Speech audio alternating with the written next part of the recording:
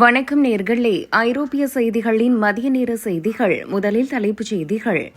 Ukraine கடற்பகுதியில் Russia ஏவுகணை தாக்குதல். துருக்கி நாட்டு சரக்கு கப்பலில் 10 பேர் பலி.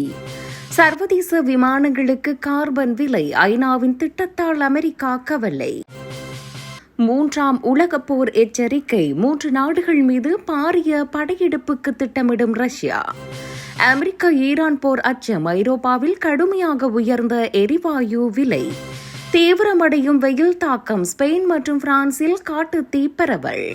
ஹோர்மோஸ் நீரிணையில் கப்பல் தீப்பிடித்து எரிவதாக பிரித்தானிய ராணுவம் தகவல். பிரித்தானியாவில் ஆன்டி பரன்ஹாமின் பேரழிவான முடிவு. ரீவ்ஸை நீக்கியதால் சரிவில் சந்தைகள். இனி விரிவான செய்திகள். உக்ரைன் நாட்டின் ஒடேசா துறைமுகத்திலிருந்து மக்காசோளம் மற்றும் தானியங்களுடன் சென்ற துருக்கி நாட்டுக்கு சொந்தமான கோல்டன் லியோ என்ற சரக்கு கப்பல் மீது ரஷ்யா ஏவுகணை தாக்குதல் நடத்தியது.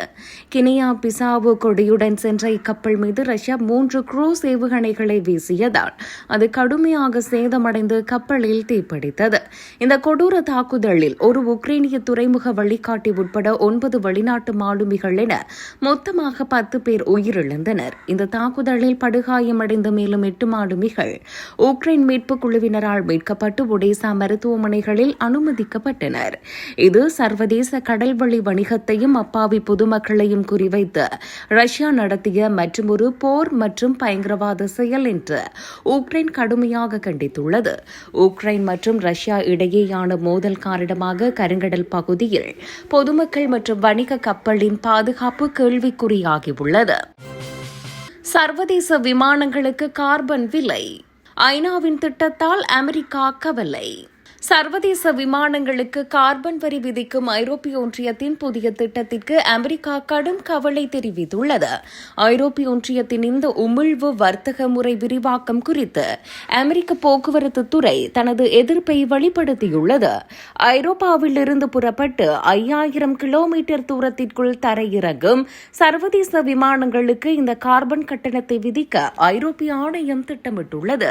இந்த திட்டத்தின் வரம்புகளில் இருந்து அமெரிக்காவுக்கு நேரடி விமானங்கள் விலக்கப்பட்டிருந்தாலும் அமெரிக்க அதிகாரிகள் மீது இது கவலையை ஏற்படுத்தியுள்ளது.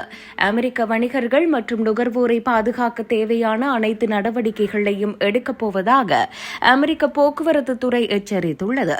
ஏற்கனவே கடந்த 2012ஆம் ஆண்டிலும் ஐரோப்பிய ஒன்றியத்தின் விமான உமிழ்வு திட்டத்தை அமெரிக்கா உறுதியாக தடுத்து நிறுத்தியிருந்தது. 3ஆம் உலகப் போர் எச்சரிக்கை. 3 நாடுகள் மீது பாரிய படையெடுப்புக்கு திட்டமிடும் ரஷ்யா. உக்ரைன் போருக்கு மத்தியில் புதிய வெற்றிகளை பெற ரஷ்ய அதிபர் விளாடிமிர் புட்டின் திட்டமிட்டுள்ளதாக தகவல்கள் வெளியாகியுள்ளன.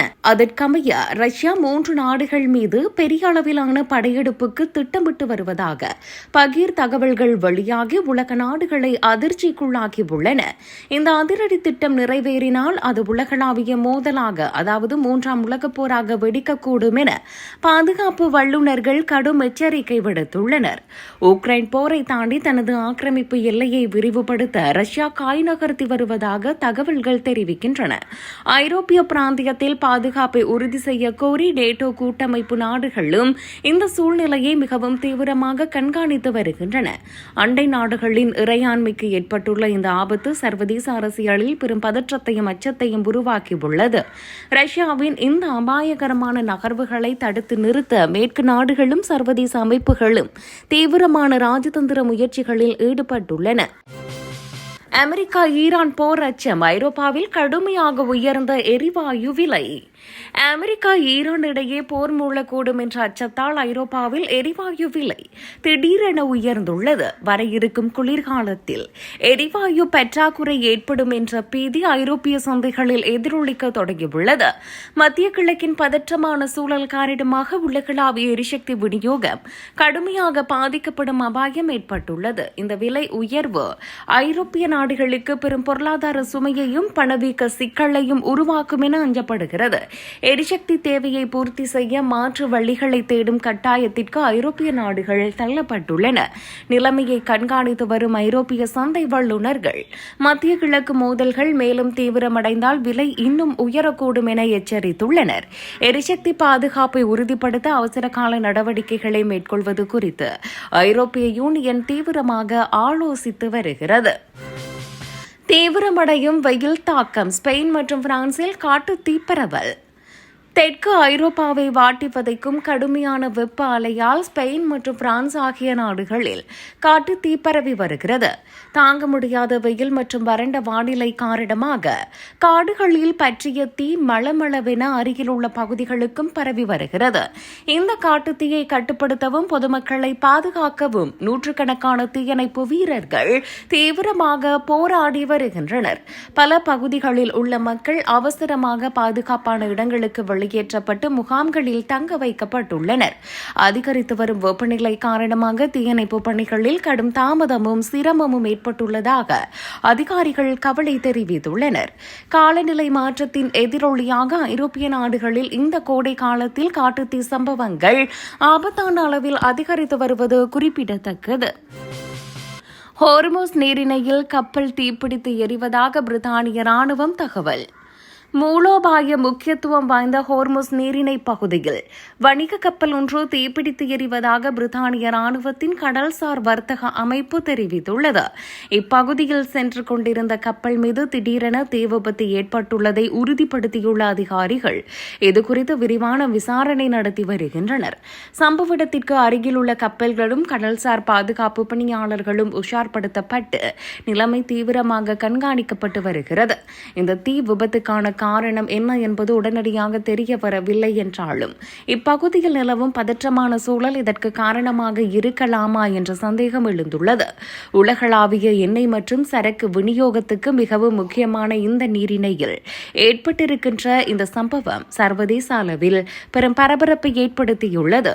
கப்பலில் உள்ள மாலுமிகள் மற்றும் பணியாளர்களின் பாதுகாப்பு குறித்த தகவல்கள் மற்றும் மீட்புப் பணிகள் தொடர்பான விவரங்களை அதிகாரிகள் விரைவில் வெளியிட உள்ளனர். பிரித்தானியாவில் ஆன்டி பரன்காமின் பேரழிவான முடிவு. ரீவ்ஸை நீக்கியதால் சரிவில் சந்தைகள். பிரித்தானிய அரசியல் மற்றும் பொருளாதார துறையில் ஆன்டி பரன்காமின் சமீபத்திய முடிவு பெரும் கொந்தளிப்பை ஏற்படுத்தியுள்ளது. நாட்டின் பொருளாதார சீரழிவை சமாளிப்பதாக கூறி நீதித்துறை அமைச்சர் ரேச்சல் ரீவ்ஸை அவர் உடனடியாக பதவி நீக்கம் செய்தார். ஆனால் இவரது இந்த திடீர் மற்றும் அதிரடியான முடிவு முற்றிலும் எதிர்மறையான பலனை கொடுத்து பெரும் பின்னடைவை சந்தித்துள்ளது. பரன்காமின் இந்த அவசரமான நடவடிக்கையால் முதலீட்டாளர்கள் மத்தியில் கடும் பீதி ஏற்பட்டுள்ளது. இதன் காரணமாக பங்கு சந்தைகள் மற்றும் நாட்டின் பொருளாதார சந்தைகள் அனைத்தும் கடுமையான வீழ்ச்சியை சந்தித்து வருகின்றன. ரேச்சல் ரீவ்ஸின் நீக்கத்தை தொடர்ந்து ஷபானா மஹ்மூத் அல்லது எட் மிலிபண்ட் போன்ற முக்கிய தலைவர்கள் அப்பதவிக்கு வர வாய்ப்புள்ளதாக தகவல்கள் கூறுகின்றன. புதிய அரசின் இந்த அதிரடி மாற்றங்கள் நாட்டின் தற்போதைய பொருளாதார பிரச்சினைகளை மீட்குமா என்பது குறித்து பல சந்தேகங்கள் எழுந்துள்ளன.